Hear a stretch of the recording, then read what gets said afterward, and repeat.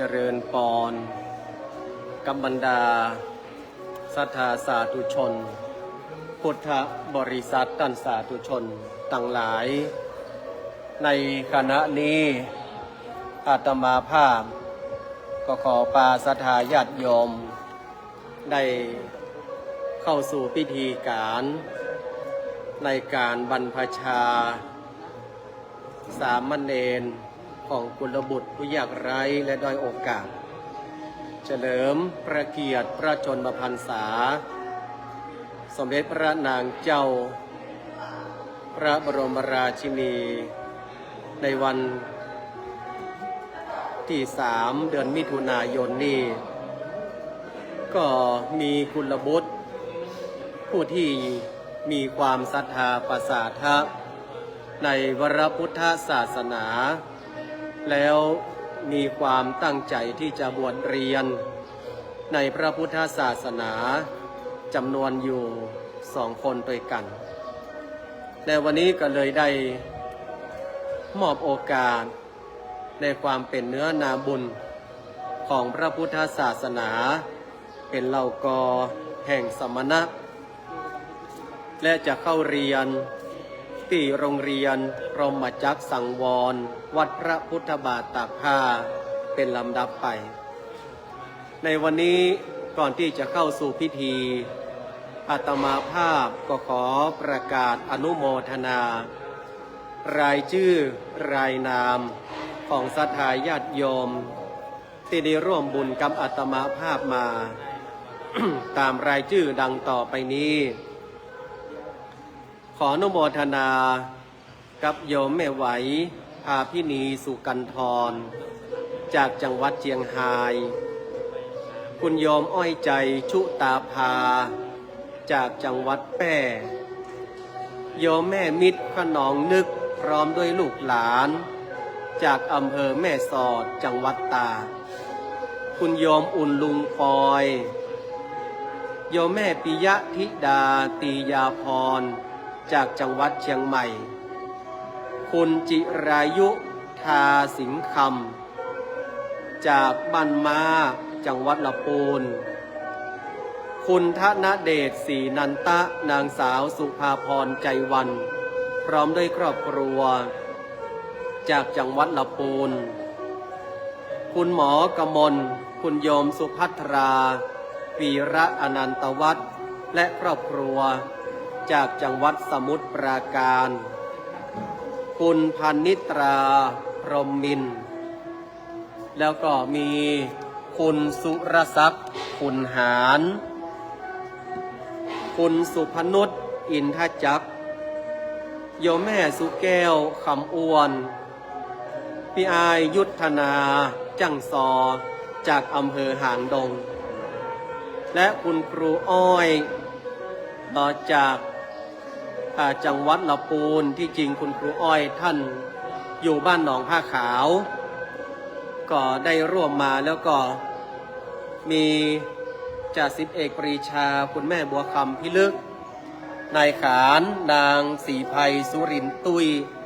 และครอบครัวก็ได้ร่วมอนุโมทนาบุญก็ในงานนี้อาตมาภาพได้ให้ความอนุเคราะห์สงเคราะห์แล้วก็จะได้ถวายภัตตาหารเพลเพื่อกับพระสงฆ์องค์สามเณรอันนี้ก็มาเป็นยังอาตมาภาพก็เป็นเจ้าภาพไปจำนวน 2,000 บาทบุญแห่งการบรรพชาอันจักก่อเกิดขึ้นมีด้วยประกาศฉันใดขอให้ศรัทธาญาติโยมได้อยู่ดูการไลฟ์สดและอนุโมทนาบุญแห่งการบรรพชาเพื่อน้อมถวายเป็นพระราชกุศลแด่สมเด็จพระนางเจ้าสุธิดาสุพัฒนพิมลลักษณ์พระบรมราชินีในวันเฉลิมพระชนมพรรษา3 มิถุนายนที่วัดโบสถ์น้ำดิบแห่งนี้แล้วก็เป็นการให้โอกาสกำเนิดก่อเกิดเนื้อนาบุญกุลบุตรผู้ยากไร้และด้อยโอกาสได้บรรพชาเข้าสู่ร่มกาสาวพัสแล้วก็เรียนใน โรงเรียนพรหมจักรสังวรวัดพระพุทธบาทตักผ้าเจริญพรคุณโยมพี่หนิงรับบุญอนุโมทนาเนอจะบอกบุญกับเพื่อนอยู่ไกลแต่โยมพี่หนิงรักบุญอาตมาภาพก็พยายามดูเอาเนาะจากที่วัดใหญ่เพื่อนได้จัดก็หันว่าการฮื้อโอกาสแล้วก็การฮื้อการสืบเนื้อนาบุญเป็นการที่ก่อเกิดอานิสงส์เป็นอย่างยิ่งผู้ยากไร้หรือว่าผู้ได้โอกาสที่เพื่อนอยากต้องการโอกาสนั้นๆเนี่ยโดยอาศัยความศรัทธาภาษาทะในพระพุทธศาสนาก็ถือว่ายิ่งมีพลาอานิสงส์ยิ่งมีบุญมีกุศลแล้วพระสงฆ์สามเณรตั้งปวงของวัดโบสถ์น้ำดิบวันนี้อาตมาภาพได้อาราธนาเป็นพระสงฆ์สามเณรพิธีอนุโมทนาในการบรรพชาทั้งหมดเนาะ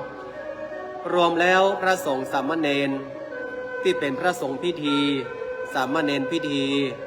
ในครั้งนี้ก็มีทั้งหมด19รูปทั้งพระอุปัชฌาย์19รูปเหมือนกันดังนั้นก็อนุโมทนาในกุศลเจตนาของศรัทธาญาติโยมท่านสาธุชนทุกท่านในขณะนี้ก็กำลังรอพระอุปัชฌาย์ที่จะได้เดินทางมามอนในคณะที่อาตมาภาพไลฟ์สดก็อาจจะมีเสียงสั่งการพวกเนอะเพราะว่ามันเป็นการไลฟ์สดเนาะ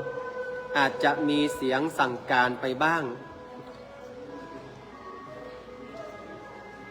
ก็ต้องอนุโมทนาขออภัยกับศรัทธาญาติโยมคือ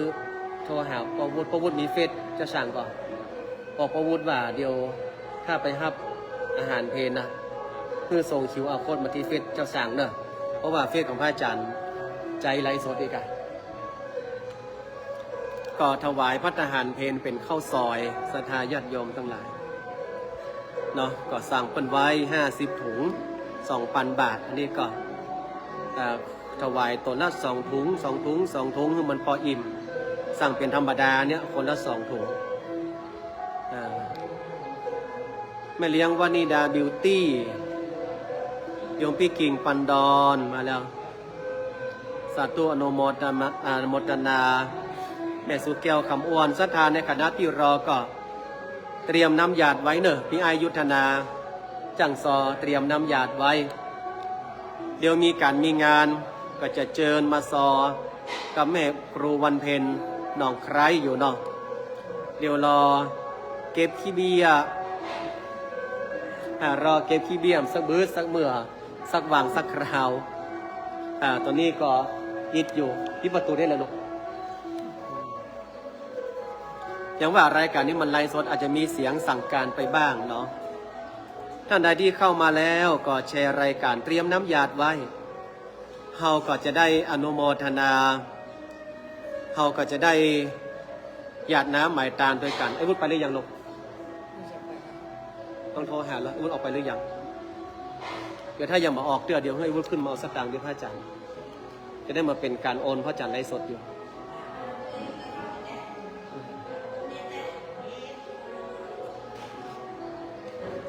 เนาะเดียวจะหลังจากที่ได้สั่งการแล้วจะคือช่างกล้องก็ได้นำกล้องแพนไปรอบๆเนาะมันเป็นการบรรพชาที่เฮาก่อนเน้นเอาเป็นบุญเป็นกุศลเป็นหลักนิมนต์พระสงฆ์องค์สามเณรเฮาเป็นหลักในการนี้ก็จะได้มีการเปิดไกรสักการะหน้าพระฉายาลักษณ์ของสมเด็จพระนางเจ้าสุทธิดาพัฒนพิมลลักษณ์พระบรมราชินีโดยแม่หลวงเบญจวรรณชัยน้อยผู้ใหญ่บ้านเพราะว่าวันนี้เฮาน้อมถวายเป็นพระราชกุศลเป็นการเฉลิมพระเกียรติพระองค์ตัวก็คงจะมีศรัทธานาบุญเนาะมากันบ้างเพราะว่า ชุมชนบ้านน้ำดิบเหนือนี่ก็เป็นชุมชนผู้สูงอายุ ก็อาจจะบางทีบางครั้งการเดินทางถ้าลูกหลานเพิ่นมาได้มาส่งก็อาจจะเดินทางขึ้นมาลำบากเพราะว่าวัดนี่ก็ไกลชุมชนพอสมควรไปละไปยื้อพอนี่ก็แล้วรถพระจันทร์มีอยู่ก่อนต้องยื้อพอละเอารถมามีแล้วก็แสดงว่าออกไปแล้ว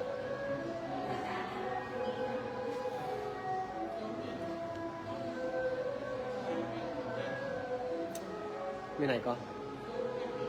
อ๋อตอนนี้พระอุปัชฌาย์ก็กำลังเดินทางมาถึงเนาะมอนดึงเพลงออกแล้วปิดเพลงศรัทธาญาติโยมท่านสาธุชนทุกท่านตอนนี้ก็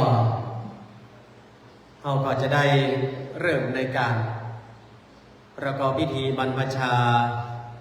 ตอนนี้ท่านพระครูธีระกิจจาธิคุณหลวงพ่อรองเจ้าคณะตำบลน้ำดิบ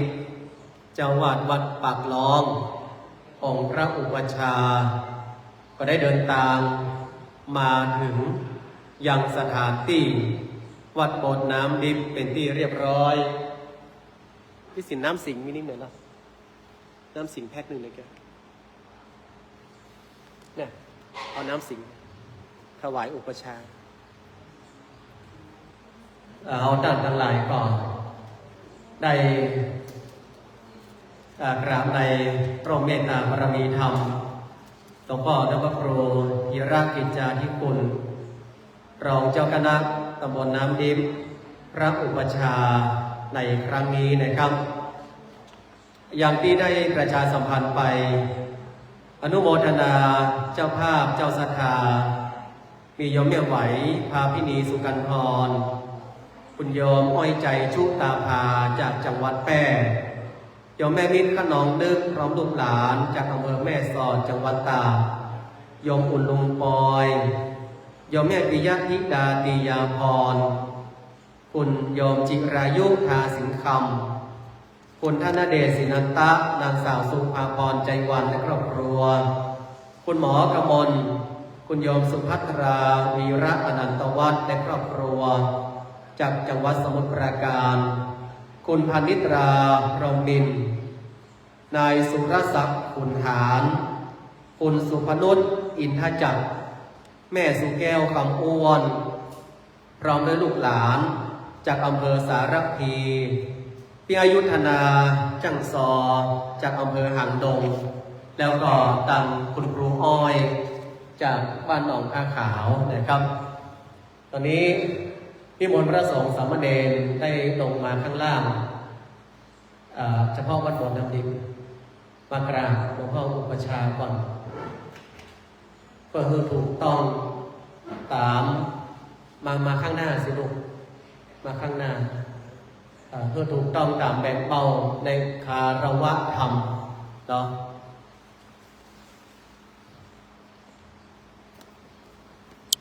โอ้จะพิจยังพิจครับกับกอง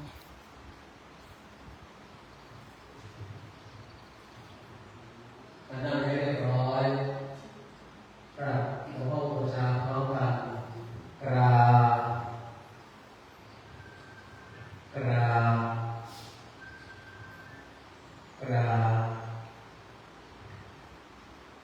ที่ผมจะพูดต่อไปท่านพระอาจารย์ทศิษย์ฐานะพุทโธรองเจ้าวาดวัดโบสถ์น้ำดิบจะได้เป็นผู้ดำเนินกิจกรรมแต่ท่านอาจารย์ก่อนที่จะมอบผ้าไตรผมจะขออนุญาตกล่าวคำพิธานผ้าไตรก่อนนะครับเพื่อศรัทธาได้อนุโมทนา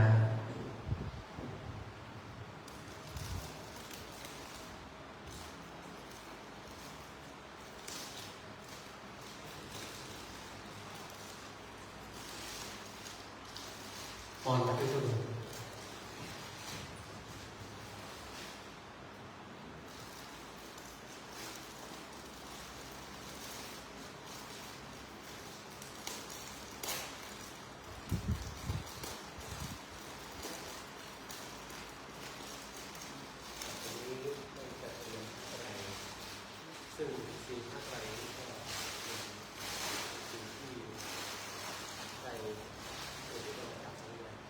เกี่ยวไว้นะ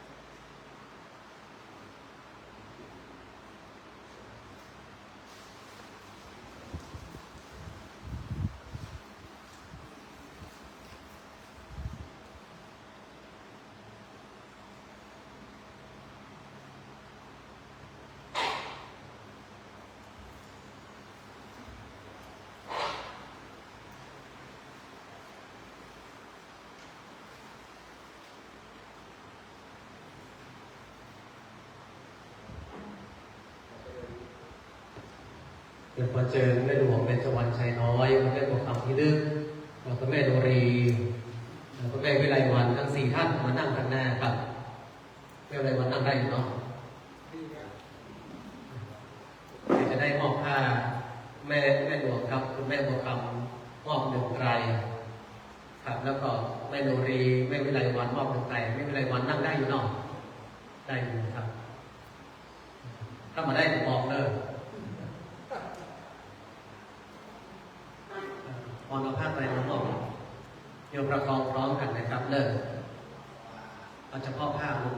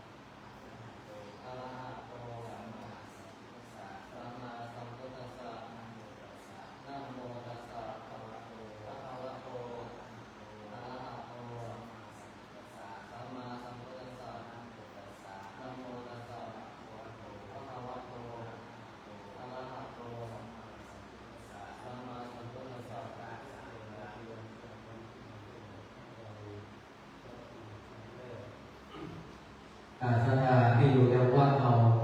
เกี่ยวกับคำอธิษฐานถวายผ้าไตรอาตมาภาพจะนำเป็นว่าไปเนาะญาติโยมที่อยู่ทางบ้าน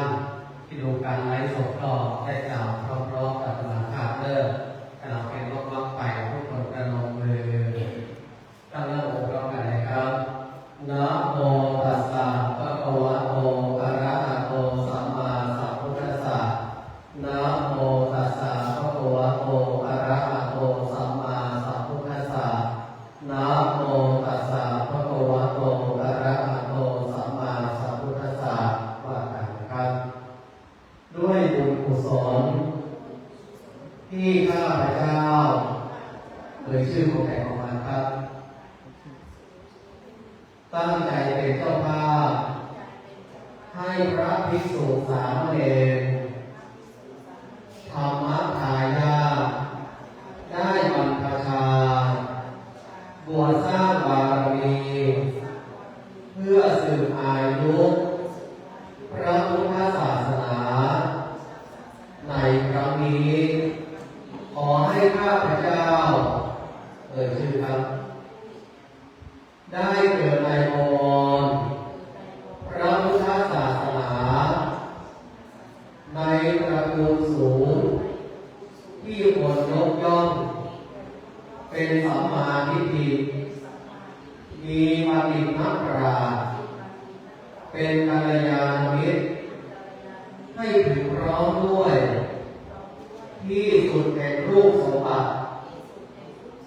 ที่สุดแห่งทรัพย์สมบัติที่สุดแห่งคุณสมบัติให้มีความบริสุทธิ์ทั้งกายวาจาใจมีอายุขัยที่ยืนยาวสุขภาพสมบูรณ์แข็งแรงเหมาะสมต่อการสร้างบารมีให้มีสมบัติจักรพรรดิตักให้พร้อม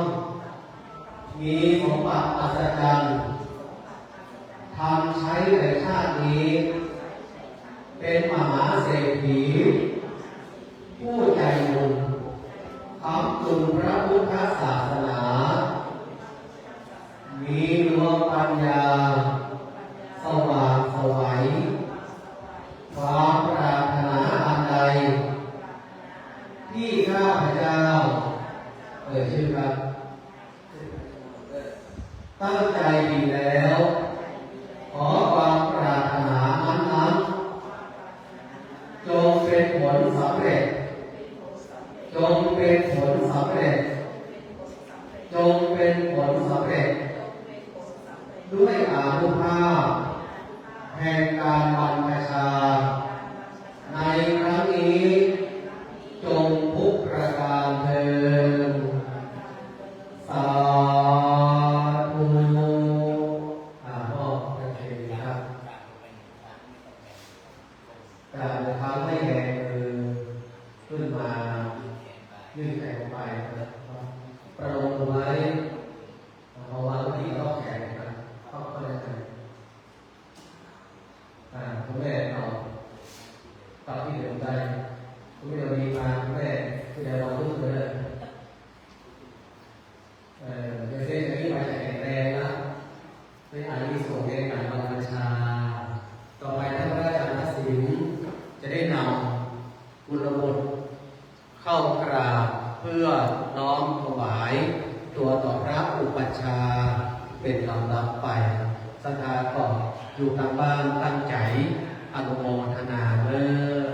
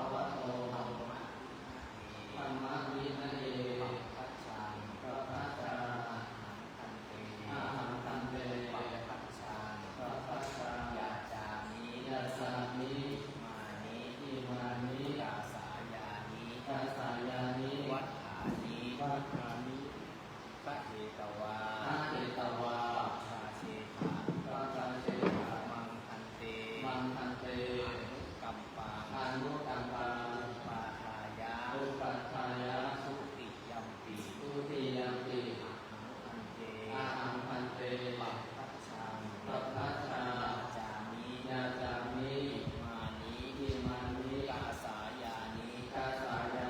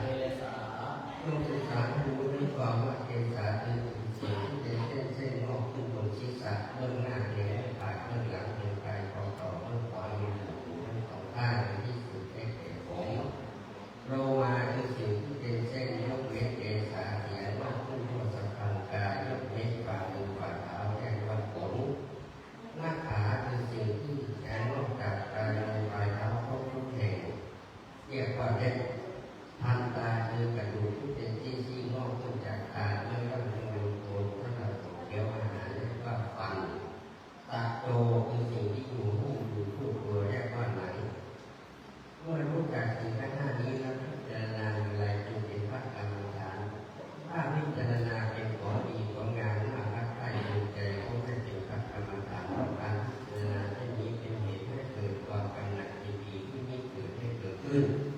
เป็นปัจจัยยั่วยวนกิเลสที่นี้ซึ่งเกิดขึ้นแล้วก็แก่กล้ามากขึ้นต่อเมื่อพิจารณาเป็นของไม่ดีไม่งามไม่น่ารักใครจึงใจจึงออกโสโครกปฏิกูลตามจริงอย่างนั้นแต่เรียกว่าเป็นธรรมฐานเพราะการพิจารณาเช่นนี้เป็นเหตุห้ามกันความกำหนัดยินดีที่นี้เกิดที่ให้เกิดขึ้นเป็นอุบายปราบปรามกิเลสเช่นนั้นซึ่งเกิดขึ้นแล้วก็แก่กล้าสันดาน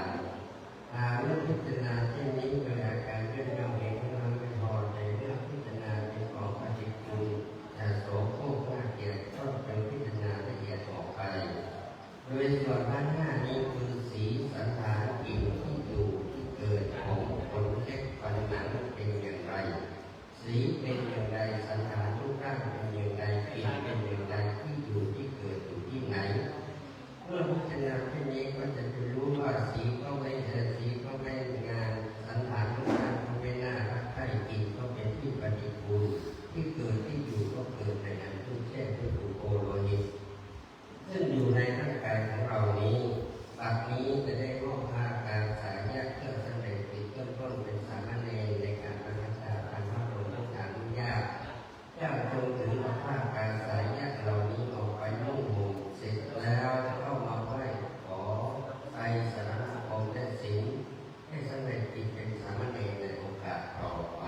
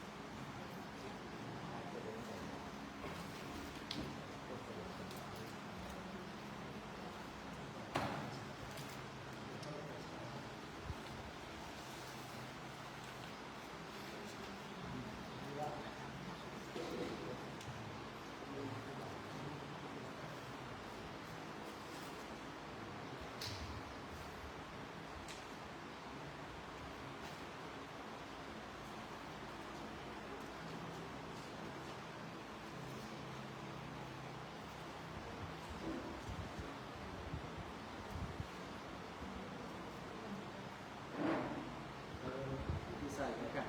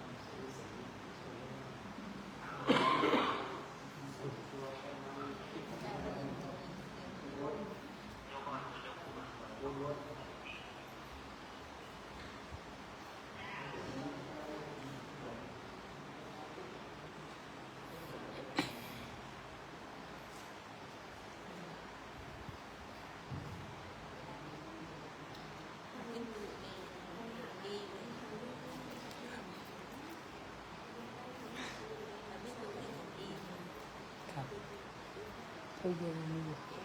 ตู้เย็น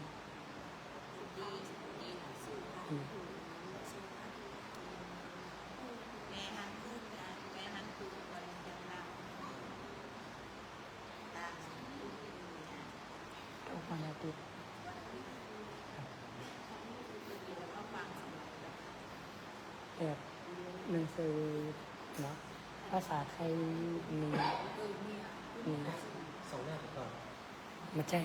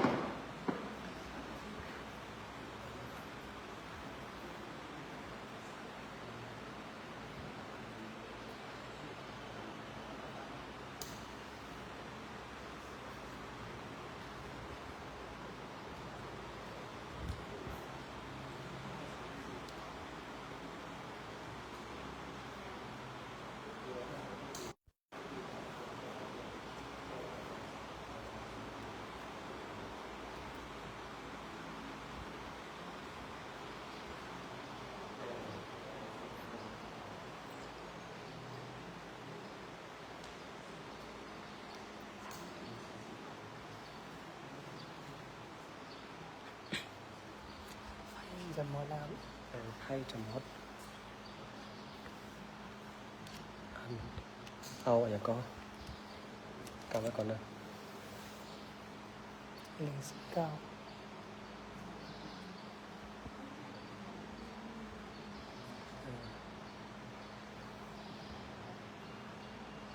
ไอ้ยังนะอย่างนะมันที่ใช้ไอโฟนนะ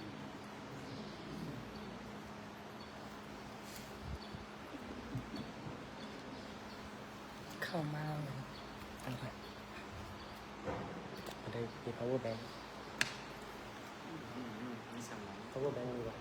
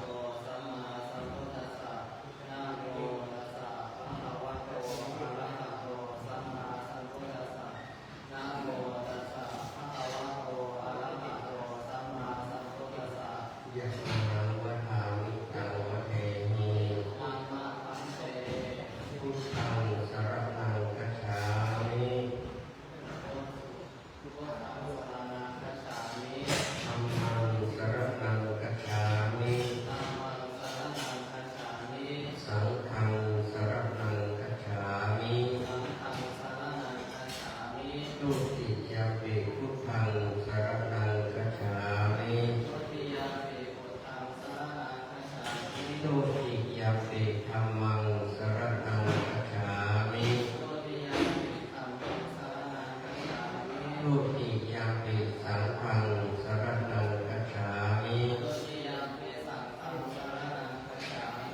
ตติยัมปิพุทธังสรณังคัจฉามิ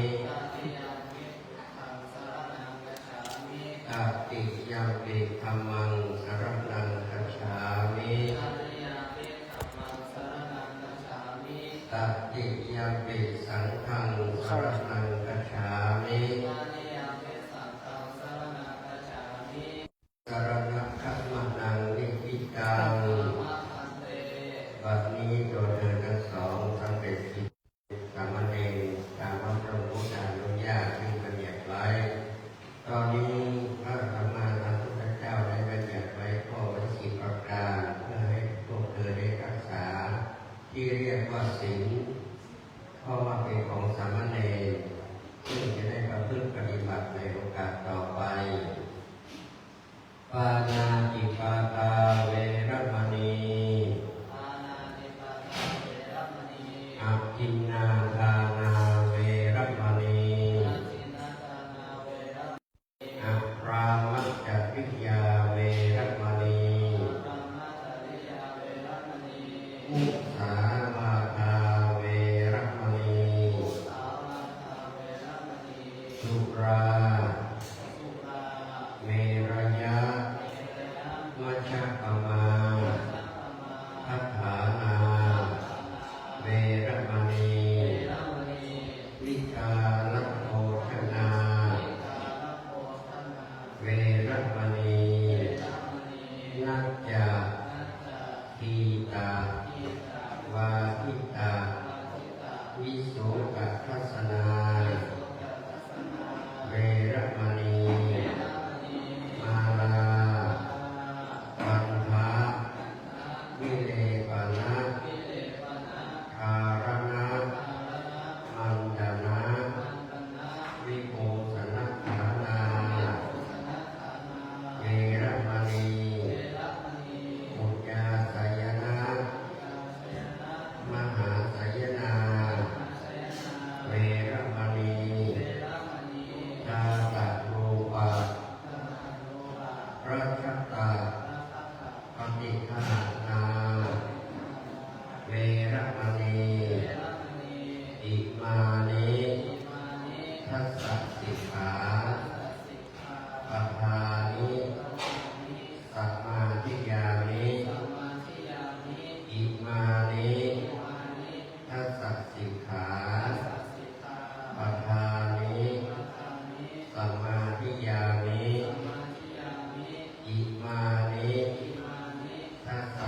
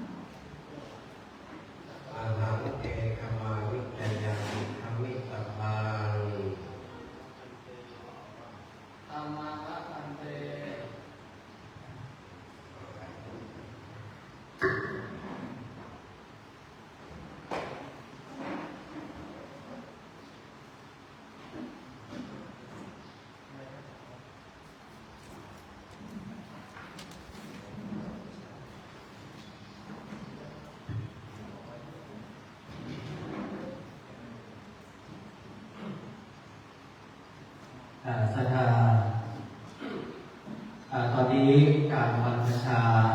เป็นสามเณรก็ได้สำเร็จเสร็จสิ้นลงไปต่อไปพอน้องต้องทำน้องนี่จะได้น้อมถวายบาตรที่พิประตูได้จะได้น้อมถวายบาตรทั้งสองรูปเราขอตัวแทนศรัทธาญาติโยมได้น้อมถวายบาตรรูปที่หนึ่งขอเจริญพ่อไกรสอนกาวดีเราได้ถวายบาตรรูปที่หนึ่งรูปที่สองพ่อหนามสองเมืองตาจายที่ประตูแต่พ่อหนามสองเมืองตาจายถวายบาตรรูปที่สองภาพเลยนี่เป็นตัวแทนด้วย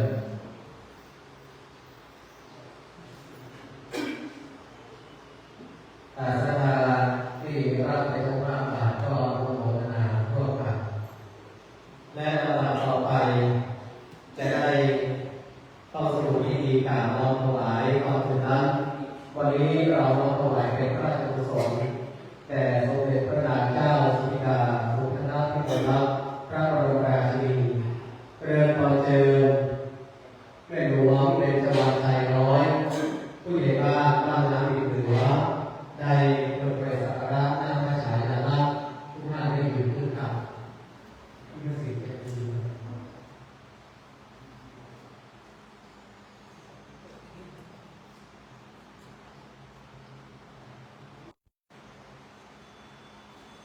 เราต่อรอบ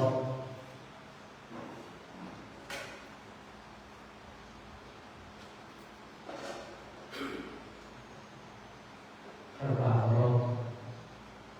ได้ลงถวายการสมาทานเบญจศีลพระองค์พระบรมชาตามได้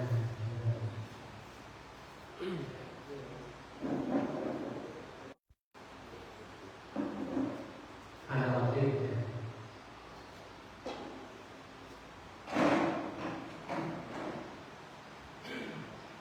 ต่อไป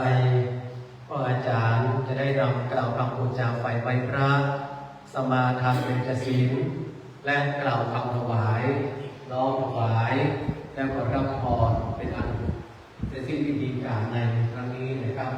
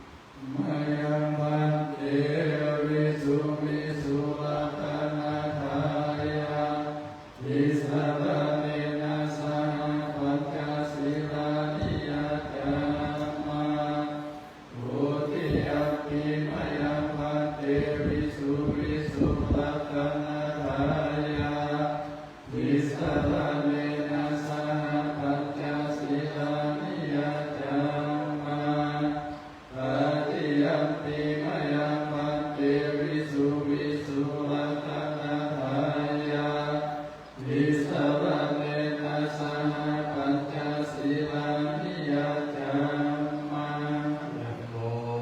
ตัสสะภะคะ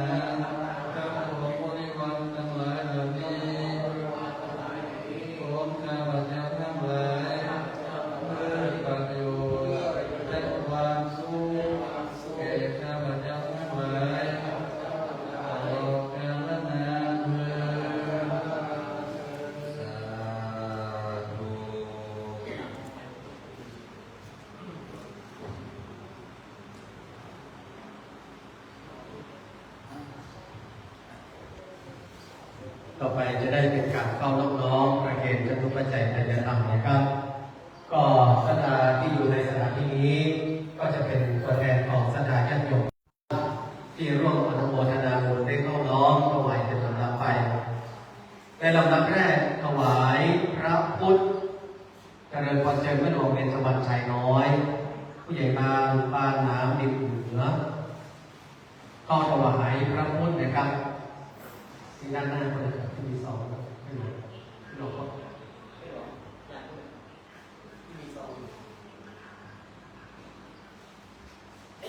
ต่อไปถวายสิ่งทำปริมีธรรมหลวงปู่ครูบาเจ้าศรีวิชัยเรือนพรเจริญพ่ออาจารย์พระหลานของแก้วเมกาที่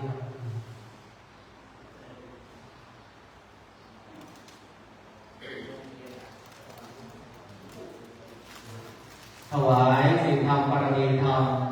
หลวงปู่ครูบามนเจ้าอภิชัยขาวดีเจริญพรเจริญพระหลานสองดวงใจครับ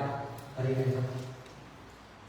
เป็นหลวงเสร็จเรียบร้อยแล้วน้อมถวายพระอุปัชฌาย์นะครับเป็นตัวแทนของโยมแม่ปิยะนิดาตีดาพรถวายพระอุปัชฌาย์ครับยืนลงในที่หลวงพ่ออุปัชฌาย์ต่อไปถวายพระสงฆ์พิธีนะครับก่อนเจริญพรเจริญคุณแม่บัวคำพิลึกคุณแม่โนรีวังพิยอมคุณแม่วิไลวันสงเรือนถ้านั่งได้ยืนถวายได้นะครับเลิศแล้วก็พระอาจารย์พระล่างครับอาจารย์ด้านก็ช่วยกันถวายครับให้หลวงถวายในประเทศเป็นข้าวไม่หลวงพระอาจารย์พระล่างทั้งสองเลยมาแจ้งพระอาจารย์พระล่างเลยไปช่วยกันถวายครับถึงภาพถึงเนรถึงภาพถึงเนรเอาช่วยกันประเคนทำให้พวกฟังของทำไมครับเข้าไปถวายด้านหลังเลยถวายทุกก็พุทธตนทุกองค์เลยถวายต่อไปเลยครับประเคนต่อไปเลยคือพระพุทธตนทุกองค์นะครับสำเร็จรองต่อไปขึ้นมาห้าตาให้เตรียมผ้ารับประเคนมาด้วยเนาะเตรียมผ้ารับประเคนมาด้วย